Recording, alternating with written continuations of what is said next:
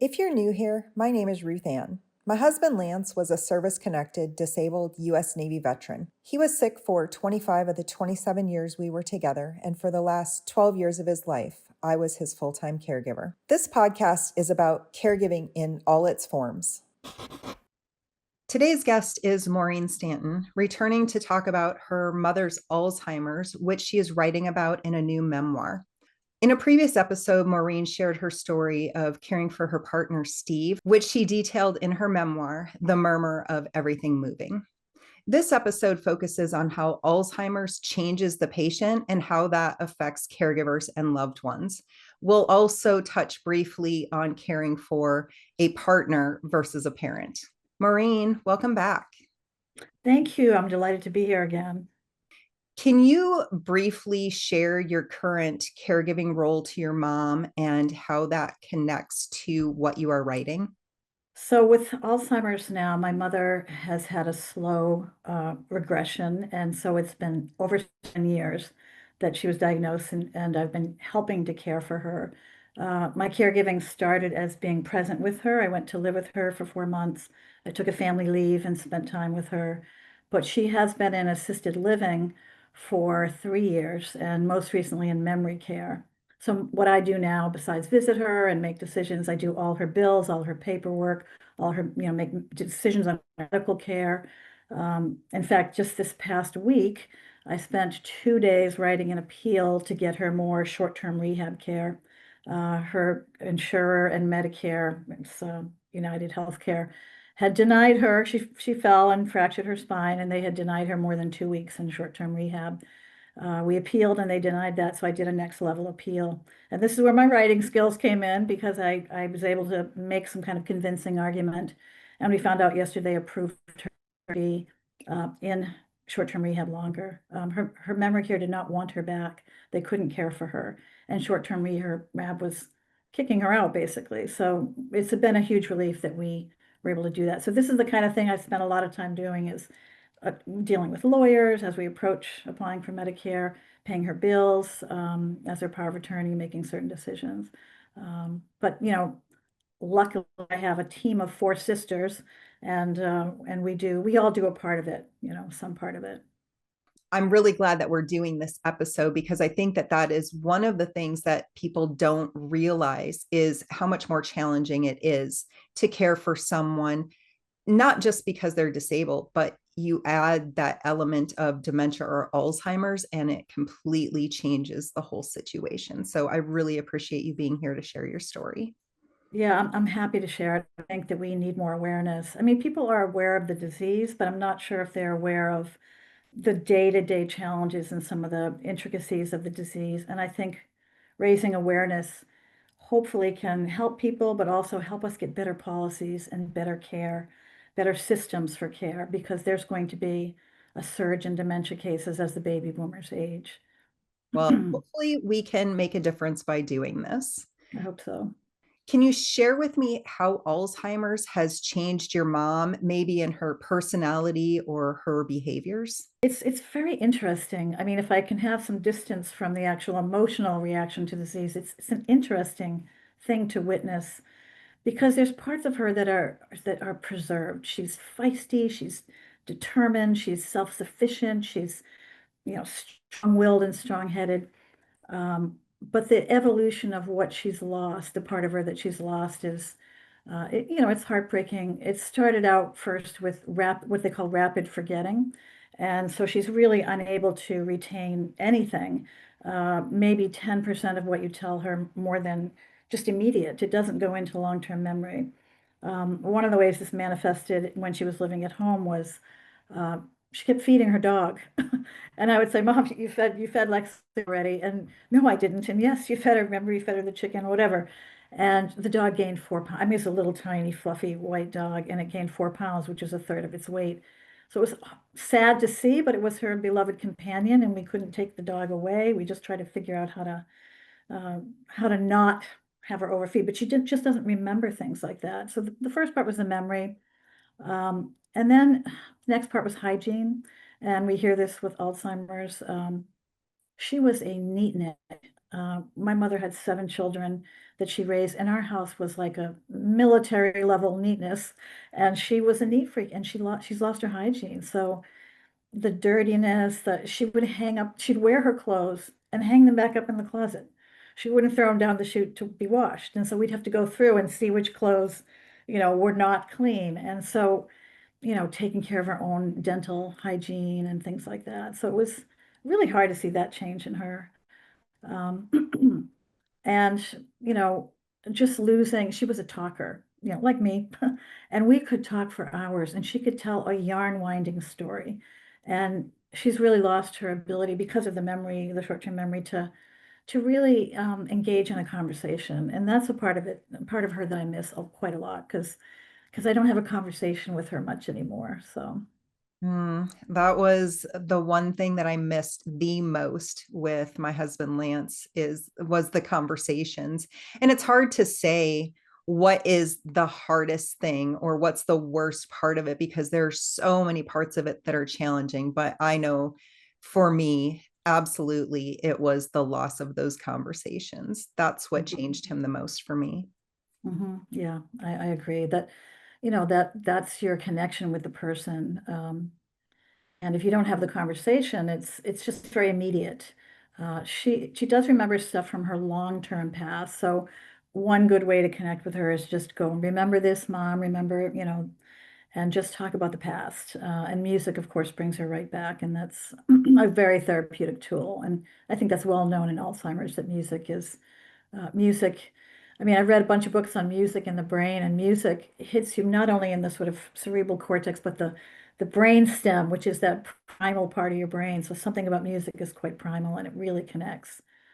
That was another thing that I found with Lance was music. It made him come alive like nothing else did. And I actually volunteer in a memory care center for my church occasionally, and they do a worship service, and I love standing in the back watching all of these people with memory problems, Alzheimer's and dementia, come to life with the music. It's a pretty incredible thing to see. Yeah, I mean, for my mother not remembering much, I see her, speaking the lyrics to the songs from the 1950s, and she's just happy. It's just nice to see her happy and, probably feeling like a teenager again. Oh, I love that. And those are great examples of how Alzheimer's changes the patient and a little bit about how that affects caregivers too. Mhm. You wrote an article that was published in the Sun Journal, and it gives a brief glimpse into some of the things that you've seen, some of the changes in your mom and how it's affected you. Would you like to read a short excerpt from that? Sure, I'll read just like 2 paragraphs, but just to set up the article. It's called Evanescence. I wrote this, it came out of me pretty quickly after a visit with my mother early on in her disease, and I was so angry at the disease and what it was doing to her. Not angry at her, but so frustrated and angry that this was going to be her fate. And after working so hard, she retired at 77, and I just wanted her to have a nice retirement. But so I just wrote this, and it was meant to separate the mother I knew from this person taking over my mother. And you'll see that in these paragraphs that I'll read. It's called Evanescence. When I arrive for my monthly visit, I find her staring out the window at the neighbor's house across the street. I think they moved, she says. She saw trucks and people carrying boxes. I know a young couple lives there, but their cars are not in the driveway. They moved, I say, really? When, for the second time, she says she thinks the couple moved, I say, they only bought the house a year ago. The third time, I say, maybe they're just at work. The fourth time, I say nothing. When I see their cars in the driveway, it's 5 p.m. I say, there they are. They haven't moved. The next day, she says again, I think the couple across the street moved. So I'll just leave it at that. And that's sort of part of the short-term memory loss that she has this idea. And, she's staring out the window and making this story up. And the next stage after the short-term memory loss was a mixing of memories and times. So she would we were one night watching the Boston Marathon on TV, and she said, "Oh, her husband's name was Ed." She said, "Eddie and I ran in that," and I know she didn't run in the marathon. So I said, "Really?" And so she was sort of insistent, and it was just strange. And that was one of the first memories I have of her coming up these fabricated stories. Um, and so that, or she'll say, I lived in that apartment, and say Colin was there. And I'm like, well, Colin wasn't born yet, so you couldn't. So the whole time frame started getting mixed up. Um, and that then later, so after the sort of mixing up of just kind of stories, or I don't know what to call them, hallucinations, uh, she started lately just paranoid. So she thinks that people are stealing things from her. She's the one stealing because she's hoarding and stealing. So some of the things, I mean, some of it's, you have to laugh. We'll find things in her closet, assisted living, a hose head. Where'd she get that? Outside somewhere, a shingle, someone else's letter from their child. I mean, it's just like crazy stuff. So it's paranoid, it's hoarding. And she fell twice. Last year, she broke her wrist. This year, she fractured her spine. And the first time she fell, she said, a mean girl was in the parking lot and she was bullying some other kids. And my mother went to stop it, and the mean girl pushed her down. And then this time with her spinal fracture, the caregivers at the memory care found her just sitting and unable to get up. And it was a compression fracture. And she said that they were beating her up. So to me, this seems nonsensical, but to me, I feel like maybe it comes from, and I have a need to analyze everything, but maybe it comes from her feeling ashamed at falling and losing that ability. So she's placing the blame elsewhere. And these stories come out of somewhere. So it's fascinating in that way, and sometimes funny. One of the ways of coping is my sisters and I will just tell these stories and we'll just laugh. I mean, it's silly, but that's, so the progression is just forgetting, and then the mixing up, and then cognitive issues just getting worse. She really can't read anymore.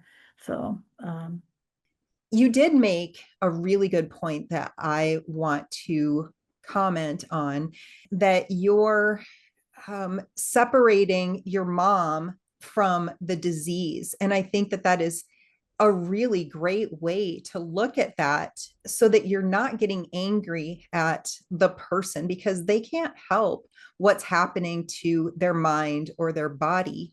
But if you put the blame on the disease, it makes it so much easier to deal with. And in some ways, it's almost like you're dealing with two people. yeah, I mean, it really, especially at the beginning when she had a lot of normality. She was still very normal. We could go out to eat, we could walk her dog, we could take a walk on the beach, and then something would come out of the blue. I brought her a new scrub brush, and this is in the little essay for her pots and pans, and she said, "What's this for?" And so that to me is like a little piece of her brain that knew what a scrub brush was has just suddenly been taken over by the sticky plaques in her brain.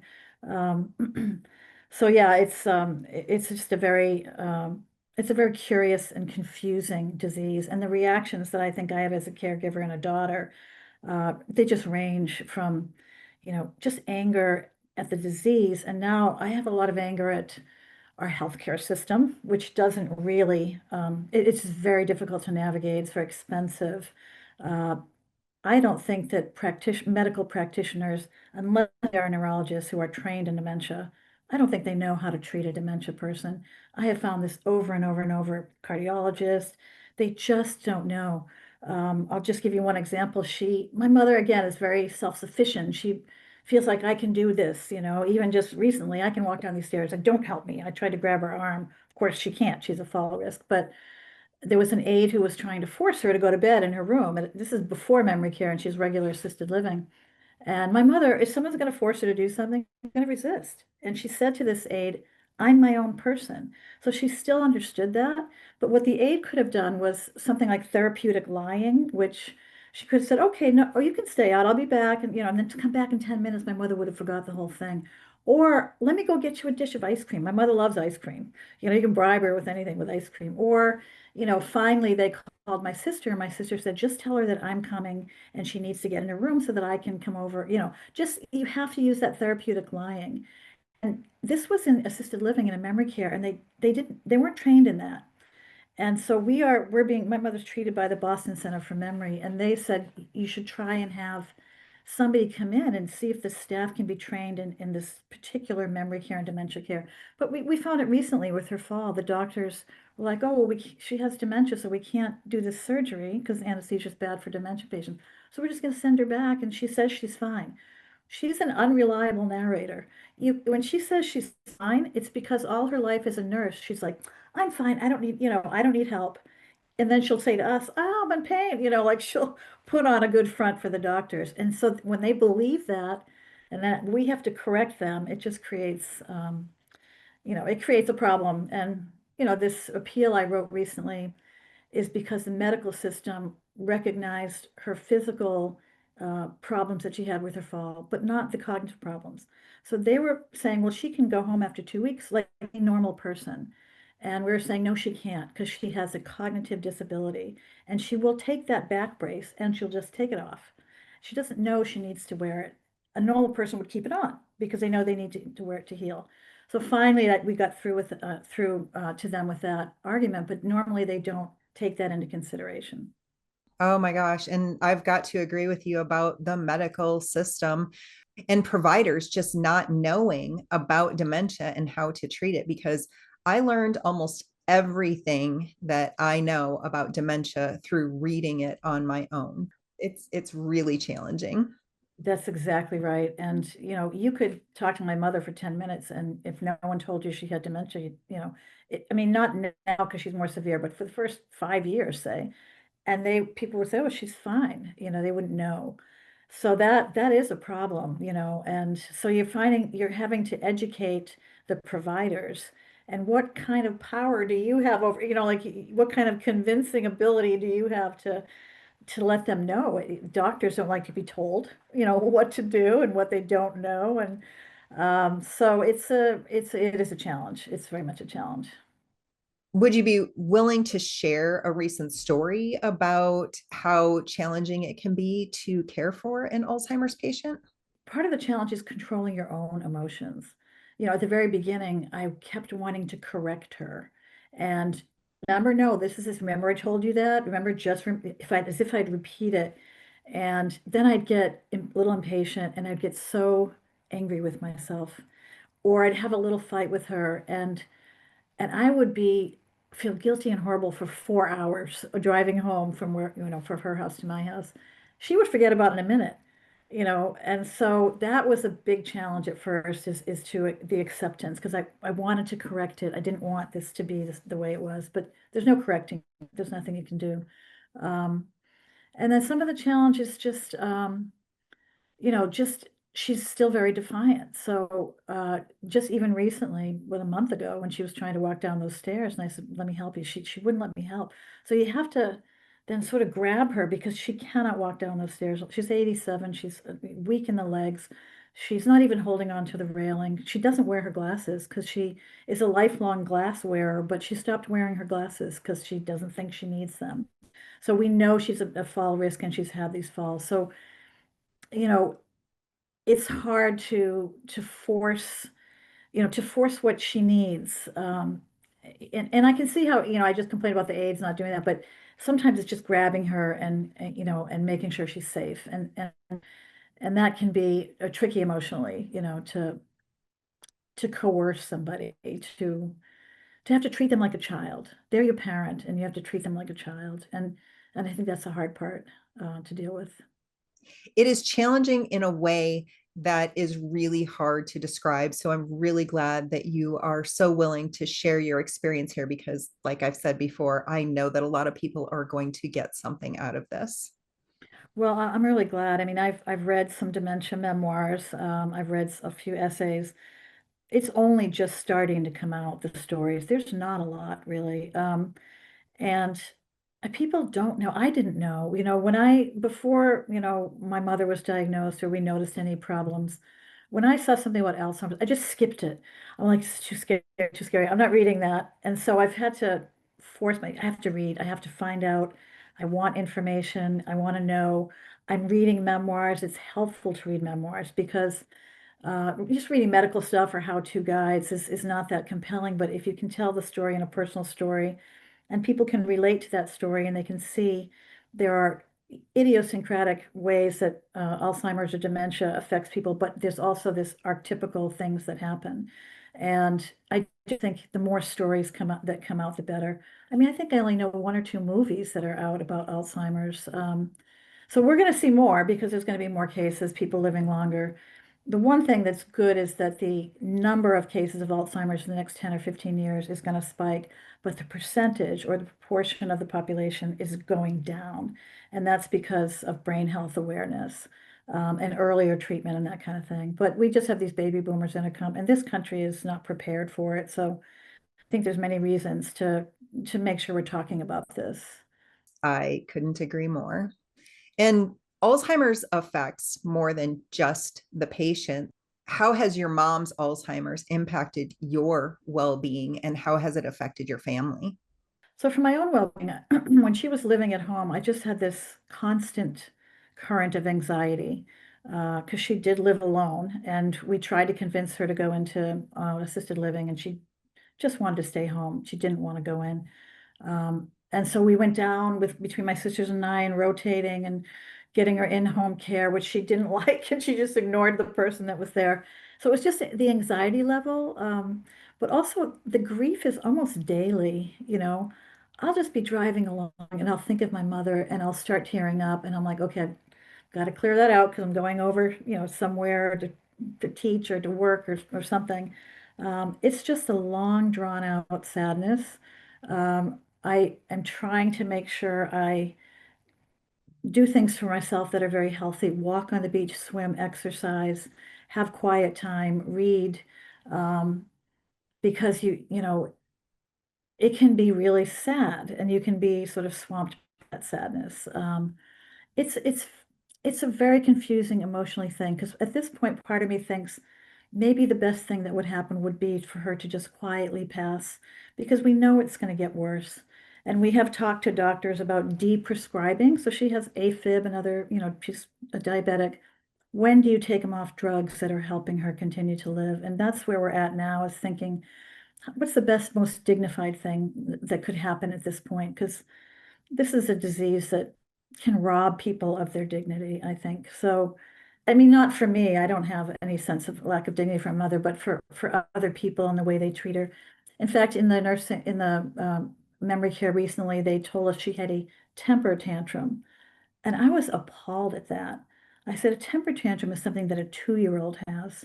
She did not have a temper tantrum. She was upset about something. And whatever that was, with the Alzheimer's, there's a way to deal with that and calm her and de-escalate. And they just don't know how to do that. But to say she had a temper tantrum is infantilizing of her. Um, so yeah, so it's constantly on my mind. There's a constant sort of anxiety. She's gonna fall again. Right now, we're waiting to hear whether they're going to accept her into a skilled nursing home. We're working with a lawyer to see if she's going to be eligible for Medicaid to pay for that. We're borrowing like crazy to pay for her care. So there's a financial anxiety that comes with that. She already went through her long-term care insurance. She was very smart about being prepared. She went through her long-term care insurance, 3 years, that took care of that. And now we're borrowing and went through all her savings. And now the house that is supposed to be the legacy to her children, the generational wealth, we're borrowing against that. So that is being eroded. My mother would never have wanted anything like that. She didn't want a dime spent on her. She didn't want anything, but what can we do? We love her and we are going to give her the best care we can. But there's so many anxiety on different levels, emotional, the sort of financial, and then the sort of fear. There's a fear that runs through me, like what's going to be next? What's going to happen next? Yeah, and a lot of really tough decisions to make, and it's so hard. I'm glad that you and your siblings are doing that together, that you're able to make those decisions together so that it doesn't just fall on you or just fall on one of your siblings. That is really, really helpful. Another thing you mentioned was the grief, and that is very common through Alzheimer's and through the entire disease because you're constantly grieving those losses as they change over time. And then you're continuing to grieve the loss of the person you knew before the disease. And so you also mentioned self-care, and that's something that I talk about a lot on this podcast. Self-care is so important. You've got to do those things to maintain your own sanity, to just fill yourself up so that you can continue to be there for your loved ones. Yeah, that is really important. I feel very fortunate that my mother did have seven children, and my sisters and I are very close. We're all close. My brothers tend not to be there for the emotional or physical caregiving, but they take care of her yard and her house and her lawn, and they've always done that for years. And right now I'm doing the financial part. I have two sisters that live closer to her, so they take her out to eat or they go visit her, more frequently than I can because I'm 4 hours away. So we're a team. I mean, it takes a village, to raise an elderly person with dementia. Um, and so I'm very lucky. And I sometimes hear about people that are, say, only children and say both their parents have dementia. And how do they get the support they need? There are support groups out there, and I would encourage anyone, if they don't have a built-in family network of support, to find that support, because it is a continuous and long process of grieving, of taking time. It takes a lot of time for me. I probably I spent 2 days writing that one appeal letter, and that was not including the phone calls we had to make and all that. And that's time consuming. But, obviously we love our mother and we want to do everything we can to help her. And I don't like, it's just sad. I don't want her to have this for the last years of her life. Nobody wants this for the last years of her life. She retired at 77 and she got diagnosed at 80. And between that time, since she was widowed, she was very lonely. It's one of the reasons I decided to go down and live with her for 4 months, because I was heartbroken that she was lonely. And she's so gregarious and outgoing all her life. So it's a long grieving, and taking care of yourself is definitely very, very important. But Well, how do you maintain a connection with her when you visit her in the home? Because that is a big part of caregiving too, when you have a loved one who is living in an assisted living facility. yeah, so really at this point, I bring pictures and show her pictures. The thing about the rapid forgetting is I can tell her news about the family. Oh, our nephew got into college and this one is doing that. And I can tell her those things every time I see her because she doesn't remember. And then, I mean, really just remember when we both were in New York together back in, the late 80s, and she had a little bar and restaurant and I was the bartender there. And we have some funny stories. So I go back to that time and she does remember. Sometimes she remembers and it's clear. Sometimes she fakes remembering, you know. She's like, oh yeah, and then she's not quite remembering, but it is a way of connection. And my other sister's very, very good with her with music, because they both love music. So she has tapes that she makes or whatever, puts it on her phone or whatever she does with all those songs from the 50s that my mom loves to hear. And my mother's very much in the moment. She'll look at the clouds and she'll be fascinated by the clouds. The trees have gotten so big. She's always loved nature. Look at the trees, aren't they beautiful? And part of me feels like this is very Zen. She's very in the moment, and then you say, oh, they are beautiful. And you look at the trees, and just being with her in the present moment, enjoying the breeze or the trees, moving, or the beautiful clouds.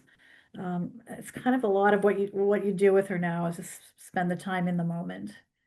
That's going to be another great point for caregivers, is how to find that connection when you're dealing with Alzheimer's or dementia, especially when you're dealing with the early stages, I think, because you're still trying to get used to what's happening and you're still trying to bring that person back. So those are some really great tips. I appreciate you sharing that.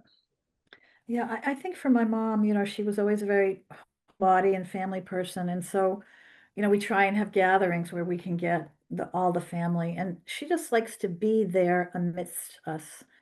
You don't even have to talk to her. She just likes to be there with her family around her. And what we're trying to do now is organize a party, some kind of party, a pool party or something this summer soon, um, just to have everybody. For some reason, she loves to have all her kids in one room, and she always wants to take a picture of us, or she used to.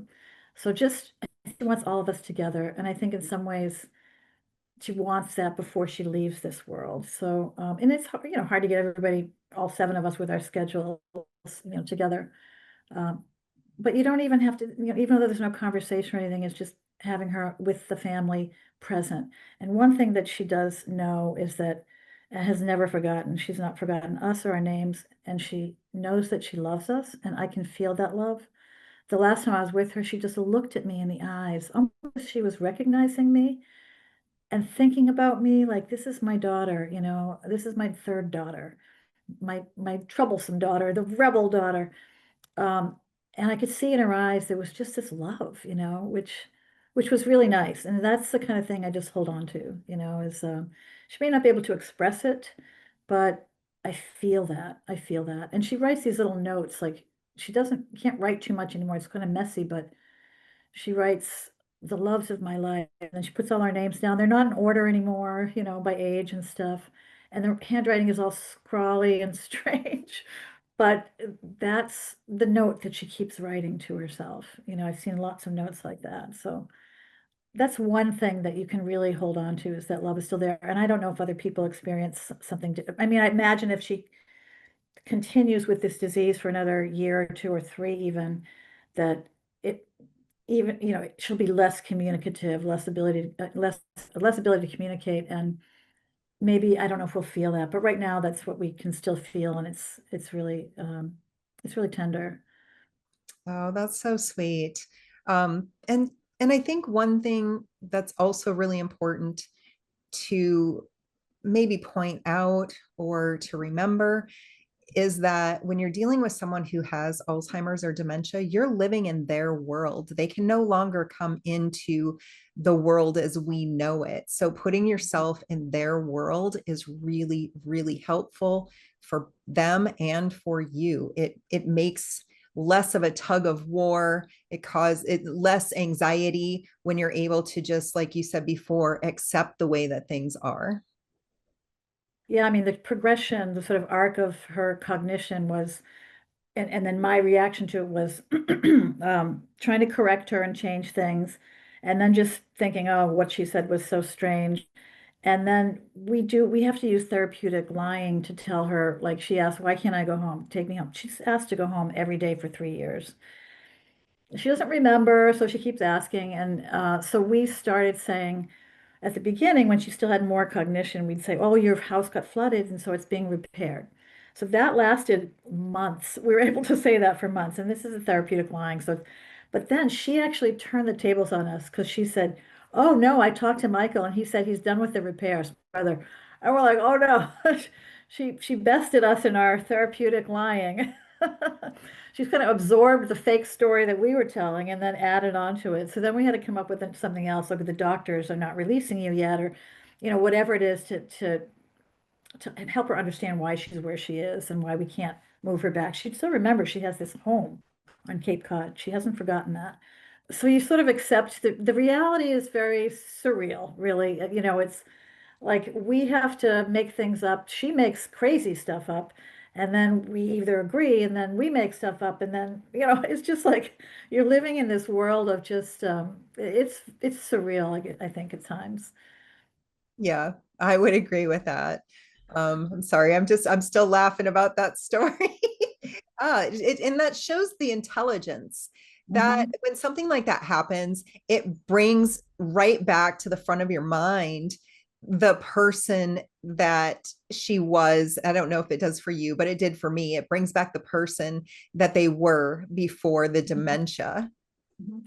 I think throughout this 7 years of her having dementia, she has fought to keep herself, like the thing she said to that aide, I'm my own person, and that was pretty far into, she was moderate. She's now moderate to severe stage, and that was moderate stage, and she still understood, I am my own person.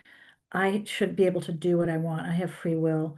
And then the cleverness to find a way around our, blocking her from wanting to go home. So I think it's a fight. I think something in her is still fighting for her own self, against this organic disease, because it's really organic in her brain, organic. Um, yeah, it's interesting. Do you have any other practical or emotional strategies to help caregivers dealing with Alzheimer's or dementia? For me, I'm just an information, I need to have information. So reading about it is helpful. So not only reading the medical stuff, and I subscribe to a newsletter called Stat.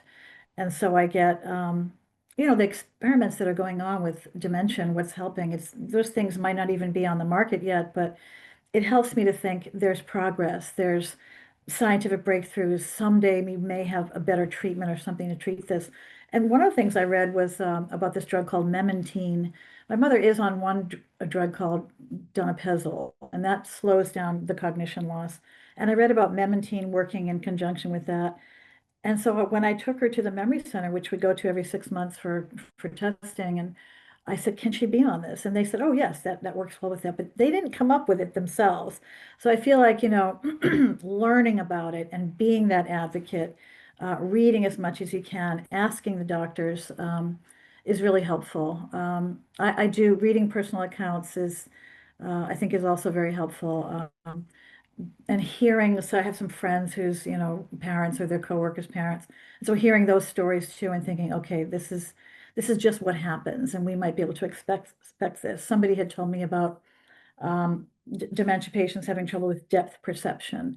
And so that was useful to know because now we're seeing some of that. My mother's stopping and crossing into a threshold, that kind of thing. So educating yourself, talking about it, reading things, um, just so that you can be the best advocate you can be. And also just knowing that it's difficult. And so if you need to step back and take time away and just say, okay, she's in memory care. Let me try not to think about that they're there taking care of her. They're supposed to be. So, um, you know, stepping back if you need to and refreshing and it is really important for any caregiving situation, I think. I mean, with a spouse, you are the only caregiver and everything is on you. And luckily with a parent, there might be another parent, maybe somebody else that can help, but we have our siblings. And that I think is really useful because I can say, you know what, let them do that. They haven't been doing much lately. Let that person come forward. And we're really good about understanding when each other needs a break, when one of us needs a break. So Oh, that's so good. That's great advice for our listeners. And you did mention caring for a partner versus a parent. You cared for your partner first, and then your father while he was sick too, and now your mom. How would you describe the key differences between caring for your partner, Steve, and caring for your parents, especially with your mom who has Alzheimer's? caring for a partner, it's just so much more intimate. And really, everything is on you. You're the main caregiver. You're doing so much, and if you're like me and you weren't good about asking for help, you're doing, too much probably. With a parent, again, there might be more help. And but the thing with a parent is that it can be a little bit awkward with some of the more intimate caregiving activities like hygiene and things like that. So with my mom, she was a nurse and she was always very open about bodily things. So we can do that for her if we have to change her or something. With my dad, it was a little harder. I did have to do some cleaning of my dad and things like that, and that was just a little more awkward. Um, than with your partner. I mean, with your partner, you were intimate before, and so now you're just intimate in a different way, as far as like sort of bodily stuff. So that's a difference. And I think if families can get someone else to do that for your parent. So towards the last 4 months of my dad's life, when he was really, really needing help, we did have visiting nurses. We had hospice at the end. And so for them, they said, we'll do all that, so that you can just enjoy being a daughter. You don't have to be the person that cleans him, or feeds him, even though we obviously did some of that. And so, that's one of the differences. But I think the main difference is the role is, unless you're an only child, I imagine then that the role is all consuming. But with a partner, it is all consuming, and with a parent, you may have help from siblings. I think it's going to be different in everybody's case, but anytime you can get visiting nurses or hire an aide if people can afford that, to do some of those things that are the caregiving things, then you can be you can just resume your relationship as daughter, as child. And that doesn't change that dynamic if someone else is doing I mean, it's an elderly person and they need help getting dressed, changing, maybe they're incontinent, that kind of thing. I don't have qualms or I'm not squeamish about that, probably because of, what I went through with Steve, but I know I think some of my siblings might be a little more squeamish, so that's a challenge, I think. But yeah, if you can get help to do that, that's the best way to handle that, I think. Asking for help can be really challenging. I know that. So I think that that's something that if you're, especially as you get older, maybe start getting used to asking for help so that when you really need it, you are practiced at it. Yeah, yeah. I mean, my mother, she taught us self-sufficiency. So she's bad about, getting help or letting us help her. And then she taught us never to ask for help. Like really, honestly, when I was 6 years old and I went crying to her after some boy pushed me down, she said, "You've got to learn to fight your own battles."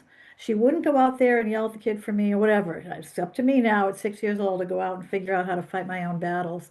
So that's good advice, but not the greatest advice because really we need each other. We need other people. I would agree with that. Was there a difference emotionally between caring for a partner versus caring for a parent? I don't know whether it's the role or the age. So emotionally caring for Steve, and you know this, when they're so young, it's so very sad and so heartbreaking. With a parent, they're older. My mother's 80, and she's 87, and she's had this from 80 to 87. And so you feel like they've lived a good life, ups and downs, whatever, but mostly a good life. And so it's just not as tragic. I mean, it's sad. I don't know how to say that. It shouldn't be an hierarchy of things, but at the same time, you feel like if they did pass away, it would be okay because, they're old and they lived their life. But for somebody who you're caring for who's young, it's just sad. They didn't get a chance to do all the things they wanted to do, see their children grow up, see their children get married and be a grandparent. So, yeah, so there's an emotional sort of valence that I think is more intense with a partner than it is with a parent. I guess if a parent is much younger, that could be as intense as well, or depending on how close somebody was with the relationship. But we know old people are going to pass. It'll be very sad. Uh, there'll be some relief, just because I think my mother is, she'll be out of pain. She'll be out of a situation she doesn't even want to be in. She never wanted to be in a nursing home, so there'll be that, even though there'll be the sadness of the loss of her, but we've been losing her incrementally, we really have. So it's just, they say it's a long goodbye, but, and it is, it's just this drip feed of sadness. Constantly saying goodbye to them every time there's a change. Yeah, exactly. Another step down. Yeah. How has writing helped you process your caregiving and grief over time? So writing, for me, I've always been a journaler and kept a journal. I think that what writing does, and part of me feels like I'm writing, taking notes and writing things down because she can't remember, and I am her memory.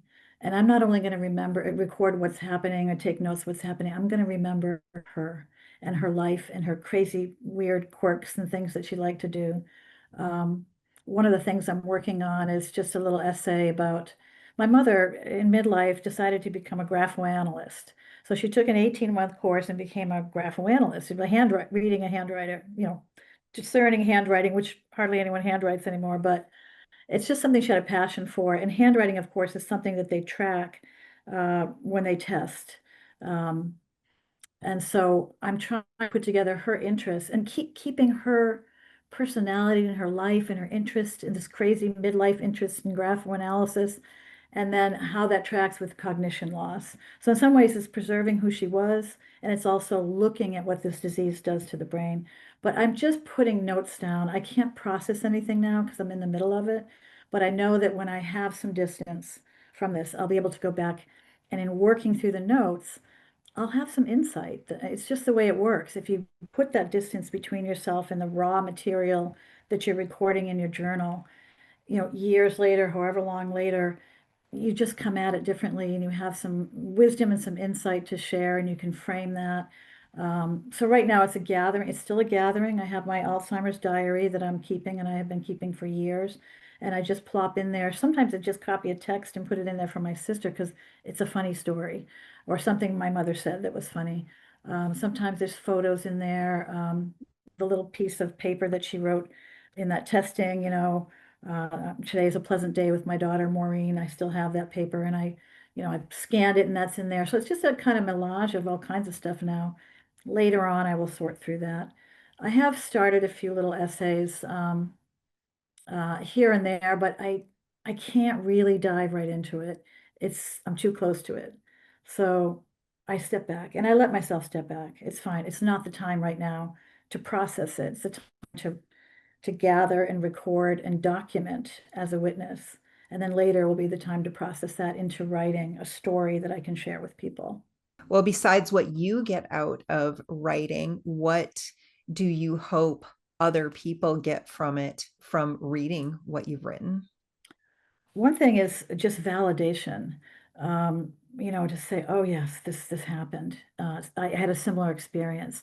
That's how I felt. Oh, thank God somebody's recognizing what I went through, what this is like. So that on the immediate level is sharing stories, and that's so important. And on the second level, I really feel like the more we talk about this and the more we share our stories, people in the position to make policy and to change our healthcare system will eventually have to get they have to get it. They have to get that we need different care, more care. So, in fact, when we verbally appealed for more short-term rehab time for my mom, we were just denied. And so then I did a second level appeal and I was able to write it. And I knew that if I could write it, I could be convincing. I could tell a story. I could bring in some facts and research. And I could make a case for that and say, whatever you thought was going on, here's what's going on with my mother. Here's why she's not wearing the brace. On her back, that the aide had said she forgets to wear her brace. And I said, it's not that she forgets. She doesn't know she should. She doesn't understand her own healing process. And that must be taken into consideration in her care plan. So I just think that the more that we're telling the stories and revealing the day-to-day challenges, the kind of way this disease manifests, which is going to be different in different people, but also overarching, there's going to be similarities and patterns. It's just going to help when we haven't changed the way we treat elderly care since the 60s in this country, and we are far behind every other developed nation. And we need to do something because we're going to be faced with a need for more aides, more nursing homes, more home care, and we don't have that in place. And we need that structure. So I just feel like sharing the stories is on a personal level is very valuable, and hopefully it contributes to a chorus of voices calling for a better system in our healthcare system for the elderly, and especially the really vulnerable elderly, or not elderly necessarily, but anyone with dementia. Oh, and sharing a story is such a powerful way to bring people into your reality too.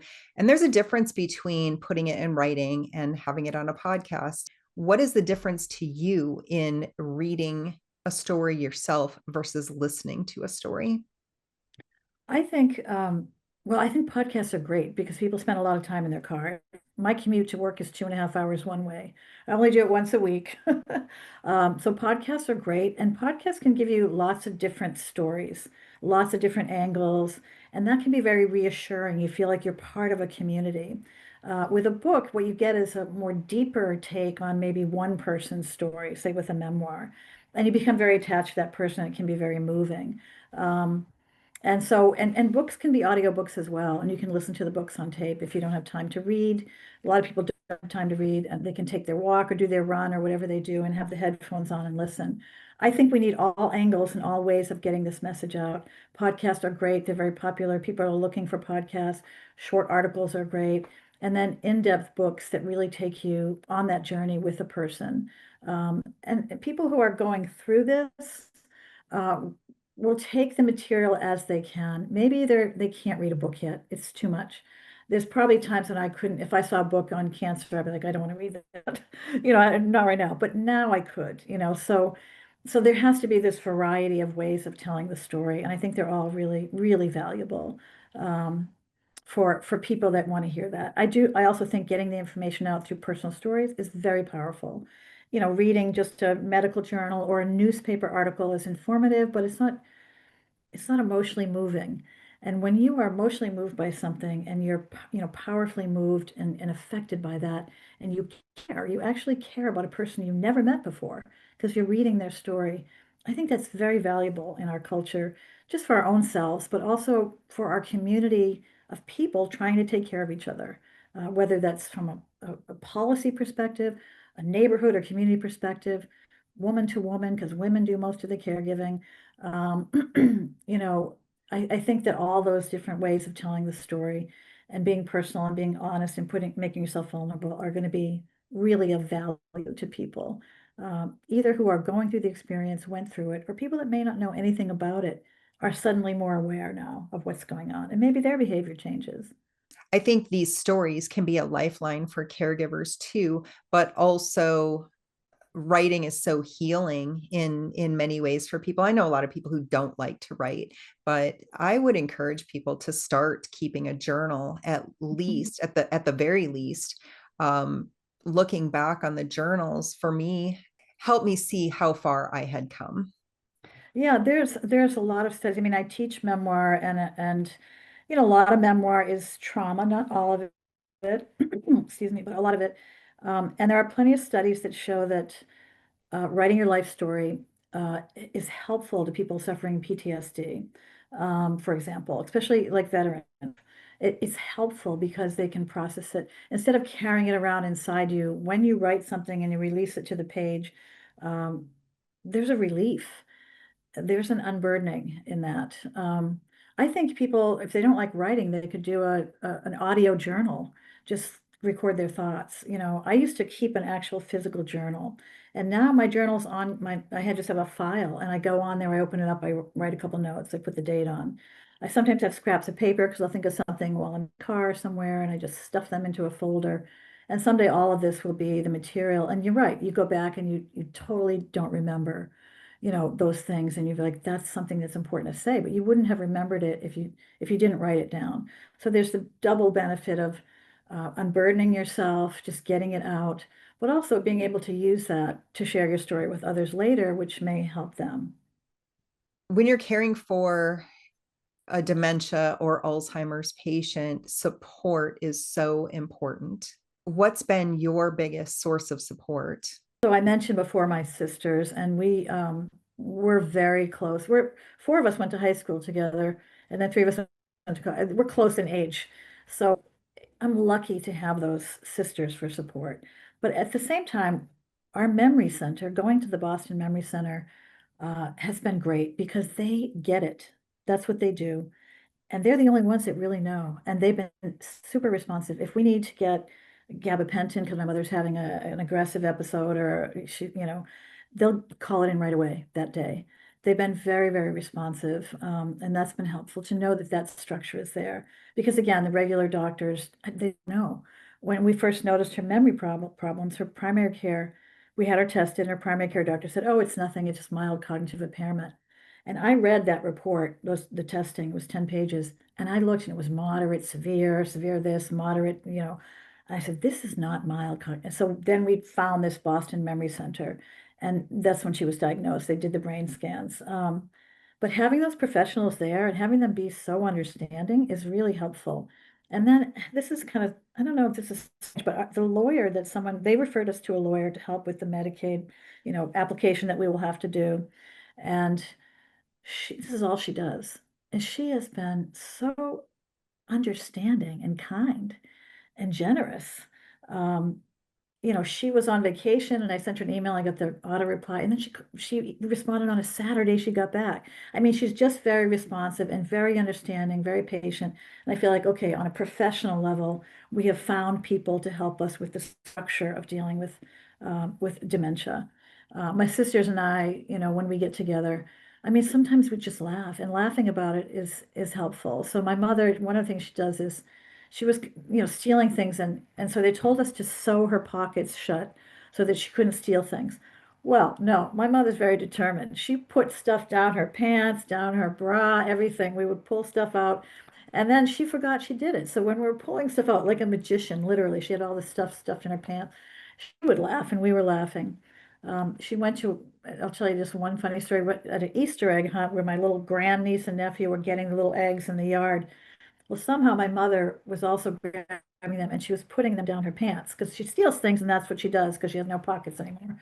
And they were slowly going down her leg. And so there's a someone captured a picture of her, and there's all these weird bumps in her leg from her pants, and we call it egg leg because she put like 5 of those eggs and they were like little bumps hanging out. It was just a funny picture and a sad picture, but we have to laugh about stuff like that because it's so sad that she's doing these weird things. But yeah, my sisters, I just feel very lucky with that. But we found good professional care as well, and that takes a relief at a certain level. That's a relief to have. I know I can call them. This is what's happening. What should we do? That's great. Having that care is so important and being able to communicate with them because that isn't always the case. And Mhm. I love that you and your siblings are all able to laugh about some of these things too. Yeah, I mean, and some of the things she says, that she did this one thing. She cut a picture out of a magazine and put it on the wall. And my sister said, "Why do you have, why do you have those strangers on the wall?" She thought it was us. I mean, maybe that's part of her wearing glasses or whatever. She thought it was us, and so we laugh at that. She's got it was a Hispanic family, on the wall, and I mean, she thought it was her. I mean, it's funny. I mean, it's funny, and if you can't, you have to laugh about some of that because obviously we also are anxious and crying and all that kind of thing.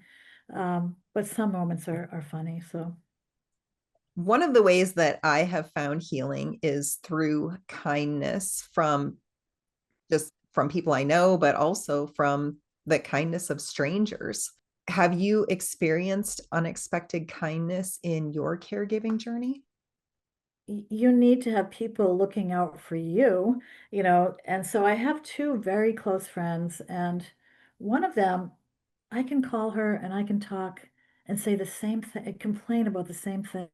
Maybe it's the Medicare, maybe it's the treatment, whatever. And she just listens. And I have another friend who's not good about that, but she'll come and do something kind for me. So she's more an action oriented, figure. She's an action friend. And then I have the more empathic friend, and I lean on them a lot. And, whenever my one friend has some resources, and whenever I say, oh, we're struggling, I don't know how we're going to do this, they're making us pay $650 a day for the rehab because we lost the first appeal. And she's like, I can send you a check. And I'm like, no, I'm gonna take it. She always offers. And I just feel like it's kind of her to do that. I'll not take it because I don't think that's appropriate. But at the same time, just saying, it's her saying, I want to help in whatever way I can. And my other friend just will come down and just repair something that you know what I mean? I can't do. And she can do that. And no questions asked, they know what I'm going through. And so having that friendship support, being able to talk about it. Some people just don't want to talk.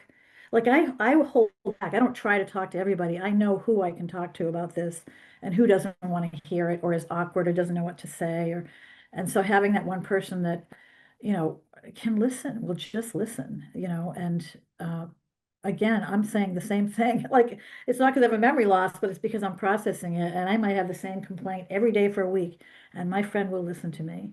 And that is real. I feel really fortunate to have these two very close friends that are my little support network here. And then, the kindness of those people keep me afloat oftentimes. So yeah, I think we all have to be kind, random act of kindness or kind to each other. And when I do my walk and I swim every day now in the summer, I'm doing mantras in my head and I'm telling myself, to speak and act with love, to be kind and generous and open-hearted, and to forward and give back. And that's my mantra, um, along with choose joy, because I can get really, I'm not an optimistic person. I'm not a pessimist. I'm kind of a realist, but I have to remember, choose joy. No matter what's going on, choose joy. And so swimming and walking on the beach is therapeutic for me, and those mantras help. Helps you find that joy and gratitude too. Gratitude as well, yes. And faith, all those things, love. Oh my gosh, so important.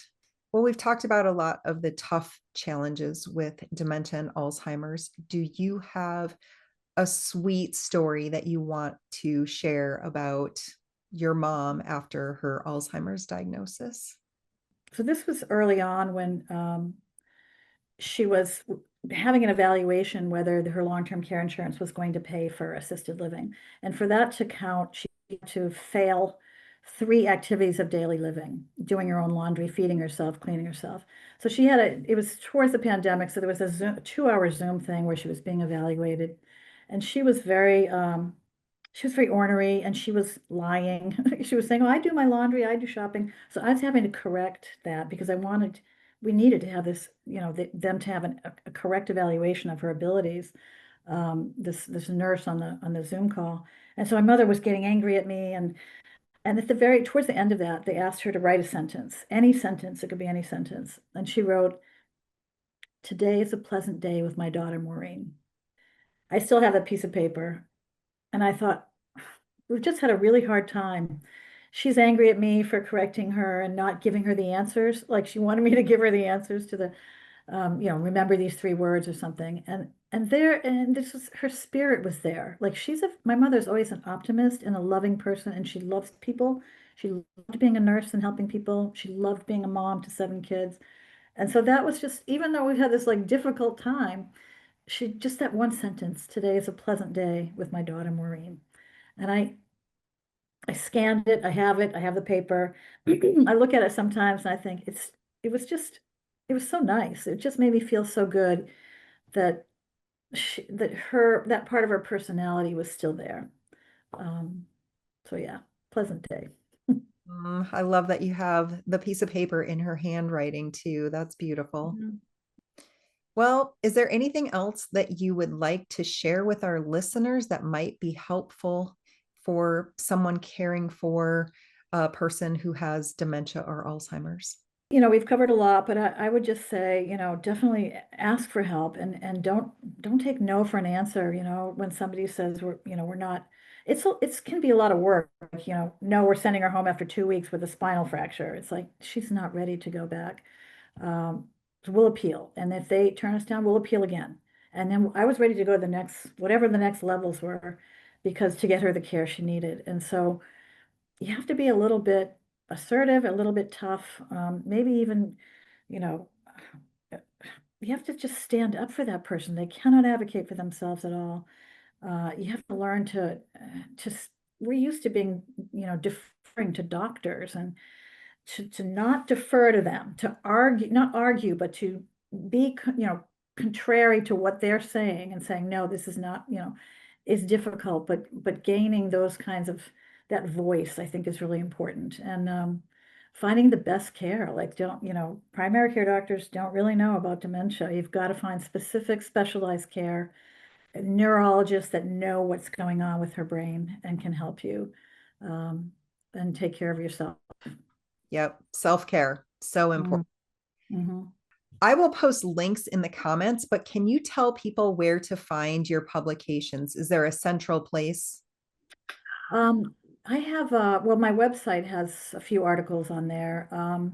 I've only just published the one piece on dementia. The other pieces haven't been published yet. But you can read things for free on my website. I have a link tree. I don't know if people know about Linktree, and that the Linktree will have this podcast and the other podcast and some other, podcasts and interviews I've done. And people can go there and listen to podcasts about writing and this one about caregiving. Um, and then they can read some of my articles for free. I have lots of stuff posted online people can read for free. I'm happy if people want to write to me, they can find me through my website. I'm happy to correspond with people as well. That's a very generous offer. It's, people don't know where to turn, maybe I can help in some way. Well, I would like to encourage all caregivers to seek support. Ask for help. Don't do this alone if you can help it, because it is a very challenging thing, especially as dementia and Alzheimer's progresses. You want to have things in place before you get to the point where you really need them, because once you get to that point, it is incredibly overwhelming. And I can say that from experience. I agree with that 100%. I would also love to hear from our listeners. So share your comments on our YouTube channel or our Facebook page, or send me a text message if you are listening to this on your favorite podcast platform. Thanks so much, Maureen, for your vulnerability in sharing this part of your journey with your mom who has Alzheimer's. Thank you so much, Ruth Ann. I just really appreciate the opportunity to be very candid about that experience. So hopefully it will help people. Oh, I know it will. Well, thank you again, and hopefully we can do this another time. That'd be great.